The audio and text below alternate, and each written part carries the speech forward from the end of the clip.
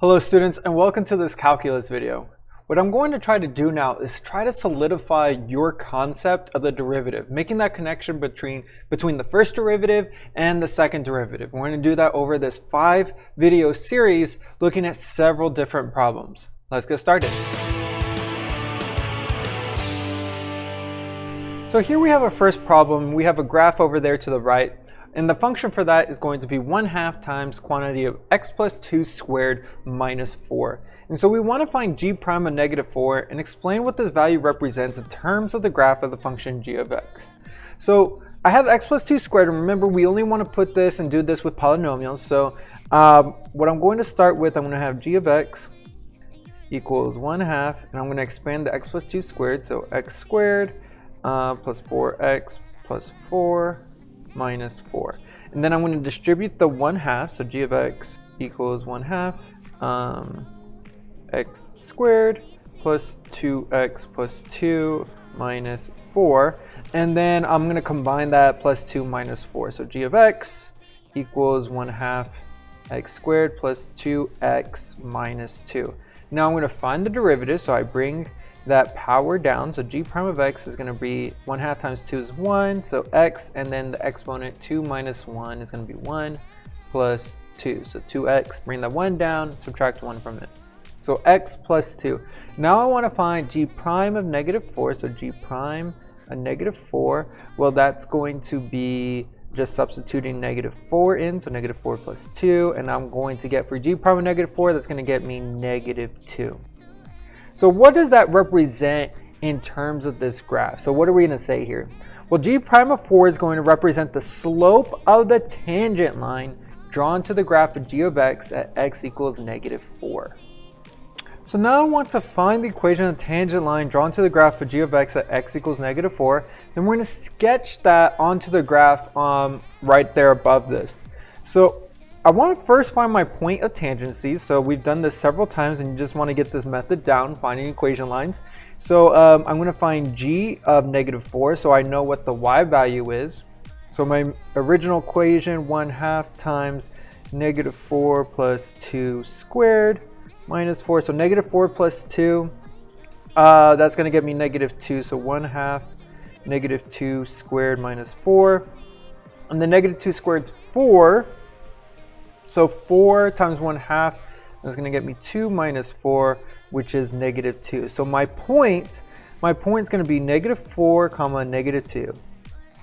And my slope of the tangent line, well, we just found that in my previous problem, that was going to be -2. And so we want to write that equation down. So y plus 2 equals -2 times x plus 4.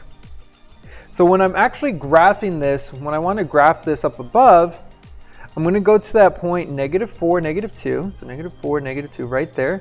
And I'm just going to use my slope now. So -2. So down 2 over 1, down 2 over 1. Then in the opposite direction there. I'm going to go ahead and connect all of my lines now, or all of my points as best as possible. And that's a little bit difficult for me to do on on the computer, but you guys get the idea. That's what we're getting here. And that's going to be, you can see clearly, like it's supposed to be the tangent line to that graph over there to the right. Now, using the equation of the tangent line we just found, we want to find the value of y when x is -3.9. So notice here that -3.9 is very, very close to -4. So we also want to find the value of g of -3.9. So I'm going to go y plus 2 equals -2 times -3.9 plus 4. Plus 4. All right, and then from here, let's see, -3.9 plus 4, that's going to get me y plus 2 equals -2 times 0.1. And so that's going to get me -2 times 0.1, so -0.2. So y plus 2 equals -0.2. And then I'm going to subtract 2 from that, so y equals -2.2. And now I want to find g of -3.9. So let's see here. G of negative 3.9. And this is going to say 1/2 times negative 3.9 plus 2 squared minus 4. So just substituting that into my function up above. And what I want you to do is take a second, go ahead, put that into your calculator, and then come back, because when you do this in your calculator, what are you going to get? So g of negative 3.9 comes out to be about negative 2.195. All right, and what I want you to notice is how close those two values are. Negative 2.195 is extremely close to negative 2.2. So that's going to lead us into our final question here.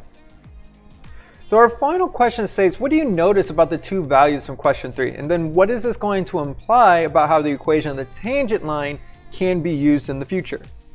Well, like I said, so the two values are extremely close in value. And that's going to imply that the value of a function can be approximated using the tangent line.